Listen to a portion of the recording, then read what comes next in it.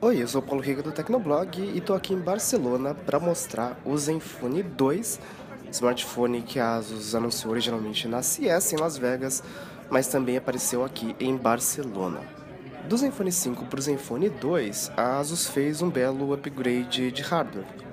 No Zenfone 5 a gente tinha basicamente um smartphone para competir com o Moto G e outros smartphones lá na faixa dos 700, 800 reais. Já no Zenfone 2, a Asus fez duas versões, sendo que uma delas tem 4 GB de RAM, que seria a versão para competir com os smartphones topos de linha no Brasil, e uma versão também de 2 GB, que seria uma espécie de, sei lá, sucessor espiritual do Zenfone 5. Uma coisa que a Asus não desistiu de fazer no Zenfone foram as mudanças de software. O Zenfone 2 já vem com o Android 5.0 Lollipop. Pouca coisa no Android do Zenfone lembra o Android puro, né? Certamente quem gosta de Android puro, que faz questão, não vai gostar muito. Mas, como eu disse no review do Zenfone 5, a Zen UI, apesar de trazer muitas modificações em relação ao Android original, ela é muito bem feita e ela traz alguns recursos que fazem sentido e que são realmente úteis, com algumas exceções, tipo o aplicativo, sei lá, de espelho, que mostra o vídeo da sua câmera frontal. Alguns aplicativos pré-instalados no Zenfone são muito bem elaborados, são feitos pela própria Asus, e isso faz bastante sentido porque a Asus diz hoje que ela tem mais funcionários dedicados a software do que a hardware. E a gente vê até alguns caprichos nos aplicativos e na interface em geral. Os ícones, por exemplo, do aplicativo de previsão do tempo e de economia de energia são dinâmicos. Então, eles mostram a temperatura atual, o aplicativo de economia de energia mostra a porcentagem da bateria, enfim, coisas que a gente costuma ver no iOS, mas que nos Androids, tanto no Android puro quanto nos Androids das outras fabricantes, não é algo tão comum. O Zenfone 2 ele tem um design renovado e bastante fino nas bordas, e o botão liga-desliga fica na parte de cima. Então não é muito confortável apertar aquele botão porque o seu dedo não alcança, já que a tela é de 5 polegadas e meia. Mas você provavelmente não vai precisar ficar apertando esse botão porque a Asus colocou um recurso no qual você dá 2 toques na tela e ela acorda, e dá 2 toques lá na barra superior e a tela desliga. Então eu imagino que isso não seja um problema. E a Asus colocou um recurso no qual você pode desenhar na tela bloqueada. Por exemplo, um C ele abre a câmera e um W ele abre o navegador. Por enquanto não é personalizável, mas a Asus já está trabalhando nisso. Alguns aplicativos-chave do sistema também foram alterados pela Asus.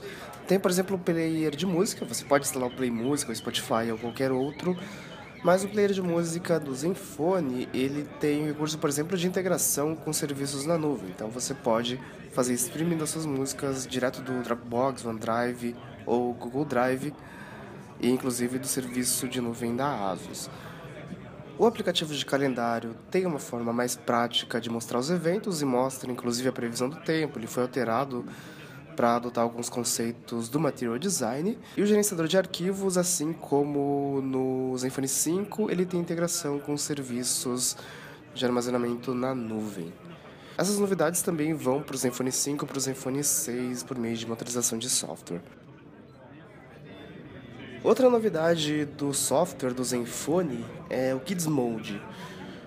Então, antes de dar o smartphone para uma criança brincar, por exemplo, você pode ativar esse modo e liberar só os aplicativos ou joguinhos que a criança pode ter acesso. Então, ela não vai acessar nenhum conteúdo indevido. E só tem como sair desse modo com uma senha definida pelo responsável. Outro aplicativo nativo do Zenfone 2 muito interessante é o de backup. Ele lembra muito aquele aplicativo Titanium Backup e ele tem a mesma função. Ele faz backup de configurações e dados individualmente dos aplicativos. Então, por exemplo, você pode fazer backup do Google Authenticator, que é aquele aplicativo para autenticação de 2 passos do Google, que salva as suas chaves de 2 passos localmente. Com esse app você pode fazer backup das suas chaves e restaurar caso você precise resetar o aparelho, algo do tipo. Então é bem interessante. O processo de backup e restauração é relativamente rápido. Outro ponto onde a ASUS caprichou bastante foi no aplicativo de câmera. O Zenfone 5 conseguia tirar fotos muito boas para o smartphone intermediário. Boa parte disso se deve ao algoritmo de processamento de imagem que a ASUS colocou e que consegue gerar uma foto bonita, consegue tratar bem as imagens. No Zenfone 2, o aplicativo de câmera está mais completo.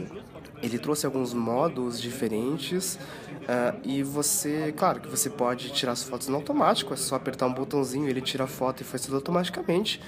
Mas também tem algumas configurações manuais muito interessantes, tá? Até para ajustar o sharpness da imagem, a nitidez da imagem. E você tem alguns ajustes, como por exemplo a velocidade do obturador.